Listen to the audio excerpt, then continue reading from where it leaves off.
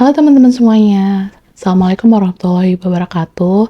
Perkenalkan aku Riri, dan selamat datang di channel YouTube aku, di mana channel ini akan memberikan info ke kamu mengenai film, drama series, dan hal-hal menarik lainnya yang bisa jadi pilihan tontonan kamu selanjutnya. Oke, sebelum kamu movie and chills, yuk kita bahas dulu film yang satu ini. Nah, film yang mau kita bahas kali ini berjudul Inseparables Bro. Film ini merupakan film dari Korea Selatan yang dirilis tahun 2019 lalu, which is udah sekitar 5 tahunan lah ya dari sekarang. Tapi menurut aku, film ini bagus banget karena selain alur ceritanya itu dekat dengan kehidupan kita sehari-hari gitu, tapi dia selain drama, dia juga ada kocaknya juga, ada komedinya, dan harunya tuh juga dapat. Jadi kita kayak terbawa dengan alurnya gitu menurut aku. Dan kita cek dari IMDb itu Inseparables Bro ini mendapatkan rating 7,1, sementara dari My Drama List dari viewersnya itu ngasih review dengan rating 8,5, which is kedua-duanya ini jadi bagus ya, termasuk bagus 7,1 dan 8,5. Dan Inseparables Bro ini sebenarnya kalau judulnya di Korea Selatan itu, kalau nggak salah aku itu Nawi Tok Byolhan Hyunjae, ini deh tulisannya. Bener nggak sih aku pengucapannya? Semoga bener lah ya.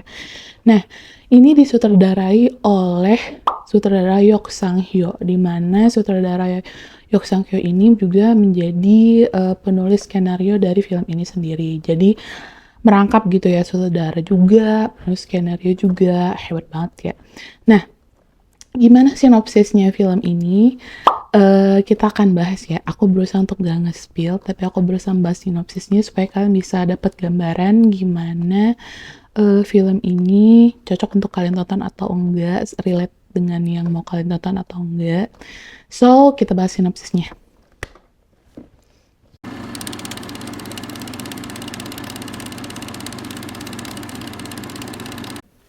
Oke, sinopsis dari film ini adalah film ini menceritakan 3 karakter utamanya, yaitu pertama itu yang bernama karakternya itu Kang Se-ha ya. Karakter atau tokoh Kang Se-ha ini diperankan oleh aktor Shin Ha-kyun. Pasti kalian udah tahu dong ya, kalau misalnya sering nonton film atau drama Korea, itu terkenal banget ini aktor Shin Ha-kyun. Dan dia memerankan karakter Kang Se-ha. Kang Se-ha ini merupakan tokoh yang memiliki kondisi quadriplegia. Quadriplegia itu merupakan kondisi di mana seseorang tidak bisa menggerakkan atau mengontrol otot-ototnya mulai dari leher sampai ke kaki. Jadi itu mati rasa dan dia itu tidak bisa menggerakkannya. Jadi dia bergantung dengan kursi roda untuk aktivitasnya sehari-hari. Nah, Kang Se-ha ini tinggal di panti asuhan, dan dia ini punya teman dekat yang namanya Park Dong-gu, which is nanti itu kita bahas di karakter keduanya ya. Nah, Kang Se-ha ini karakternya itu selain dia punya kondisi quadriplegia, dia juga merupakan anak yang sangat pinter banget nih dari kecil. Dia intelligence-nya tuh di atas rata-rata gitu, tapi kondisi fisiknya kan termasuk disabilitas. Nah, dia ini dekat banget dan kayak udah kayak keluarga banget dengan Park Dong-gu, which is temennya yang dia kenal dari kecil. Nah, karakter kedua, Park Dong-gu ini diperankan oleh aktor ternama Korea Selatan Lee Kwang-soo, which is Prince of Asia, kita taunya ya. Terus Lee Kwang-soo ini memerankan Park Dong-gu yang karakternya itu unik banget menurut aku, dimana dia ini physically dia berkebalikan dengan Kang Se-ha ya. Park Dong-gu ini sehat, tinggi, atletis, karena dia digambarkan karakter yang jago renang dan suka banget berenang ya. Tapi dia memiliki kondisi disabilitas mental, jadi sulit untuk berkomunikasi dengan orang-orang sekitarnya gitu, karena nggak sesuai dengan umurnya saat itu gitu. Jadi mereka ini berdua dekat dari kecil karena mereka tinggal di panti asuhan. Dari kecil mereka tinggal di panti asuhan dan, karena Kang Seha ini nggak bisa beraktivitas secara normal ya, jadinya Park Dong Wook ini selalu menemani Kang Seha, mulai dari makan, minum, dia ke toilet dan segala macam. Pokoknya dari tidur sampai tidur lagi itu aktivitasnya selalu Park Dong Wook yang bantuin gitu. Jadinya mereka nih deket banget. Nah, sementara karena Park Dong Wook ini jadinya sayang banget sama Kang Seha dan kedua ini menjadi kayak, tak terpisahkan lah gitu ya. Jadi kan karena saling ketergantungan di mana si Seha ini jadi otaknya Donggu ya yang berpikir gitu yang kayak memberikan masukan atau segala macam gitu yang menyayangi Donggu, sementara si Donggunya ke Kang Seha adalah yang menyayangi dia melalui membantu dia jadi makan dan hal-hal lainnya. Nah, karena mereka ini tinggal di panti asuhan, suatu ketika panti asuhan ini tuh yang dipimpin oleh namanya Pendeta Park. Ini panti asuhannya itu ditinggal karena Pendeta Parknya meninggal dan panti asuhannya jadi terlantar. Nah, karena panti asuhan ini terlantar dan tidak ada kelanjutan finansial ya untuk menghidupi anak-anak di panti asuhan itu, jadinya pemerintah mencoba untuk menutup panti asuhan ini dan semua anak-anaknya bakal dipindahkan ke tempat panti-panti asuhan yang lainnya. Tapi nggak semuanya kayak ujuk-ujuk semuanya dipindahin ke satu panti asuhan lainnya. Enggak, tapi pemerintah ini berusaha membagi-bagi anak-anak ini ke panti asuhan yang kosong gitu. Misalnya di panti asuhan A ada kosong 2 orang anak, jadi dipindahin ke sana. Nanti di B ada 1 orang pindahin ke sana. Jadi chance-nya untuk Park Dong Gu dan Kang Seha ini terpisah tuh jadi gede kan ya. Padahal mereka ini kan nggak bisa udah janji satu sama lain untuk selalu sama-sama gitu. Karena memang mereka tergantungan juga kan satu sama lain gitu. Saling membantu di dalam kehidupannya. Nah, karena Kang Seha ini pinter, jadinya dia berusaha mencoba cara untuk mereka ini bisa mandiri secara finansial ya. Jadinya Kang Seha ini buka jasa akademisi translation atau segala macam gitu dan dia berusaha untuk mengumpulkan uang untuk menjalankan panti asuhan ini, which is kan banyak kebutuhan ya dari makanan segala macam untuk mengurusi banyak anak yang di situ gitu, bukan mereka berdua doang gitu kan. Nah, tapi ternyata itu nggak cukup dan suatu hari ketika si Kang Seha dan Park Dong Wook ini jalan-jalan, dia melihat ada lomba renang dengan hadiah yang fantastis banget, which is ini bisa untuk mereka gunakan melanjutkan kehidupan di panti asuhan gitu. Nah, jadinya mereka setuju nih karena Park Dong Wook suka renang dan jago banget renang kan dari dulu.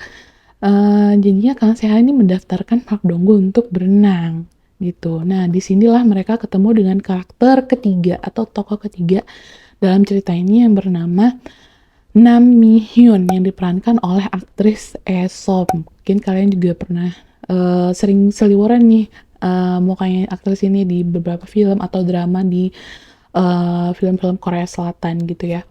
Nah, Nam Mi Hyun ini merupakan gambaran dari karakter anak-anak muda sekarang, which is yang dia nggak punya privilege apa-apa, tapi berusaha untuk memperbaiki kehidupannya ya, berusaha untuk mencari pekerjaan layak, tapi dia nih masih belum dapet gitu, jadi dia masih bergantung dengan part-time job yang dia lakonin beberapa tuh. Nah, salah satunya dia menjadi pengurus di kolam renang tempat lomba ini diadakan. Jadi mereka kenalan, terus saling ketergantungan lah ya, maksudnya cari cuan lah gitu. Jadi Nam Mi Hyun ini juga butuh uang, Donggu dan Seha kan juga butuh uang ya, jadinya kayak Nam Mi Hyun ini mereka minta tolong untuk Bisa nggak sih kita latihan di kolam renang ini, kita mau ikutan nih, nanti kalau misalnya menang, si Dongwon ini pasti menang. si Kang Seha gitu kan, lo mau bantuin nggak ke Mi Hyun gitu, jadi kalau nanti menang nanti duitnya kita bagi 3 deh gitu. Nah, Mi Hyun menyetujui. Nah, disinilah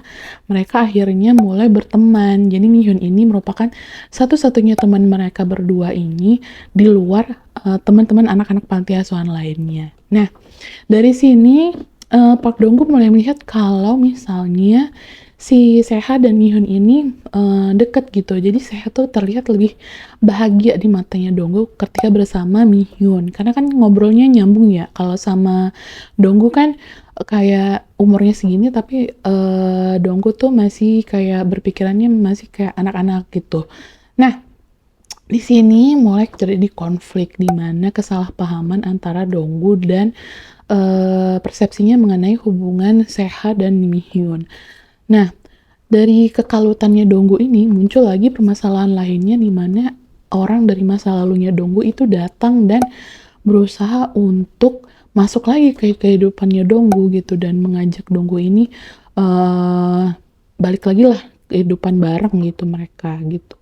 Nah, untuk siapanya aku nggak mau ngasih tahu, kalian harus nonton sendiri karena ini akan jadi spoiler ya kalau aku kasih tahu.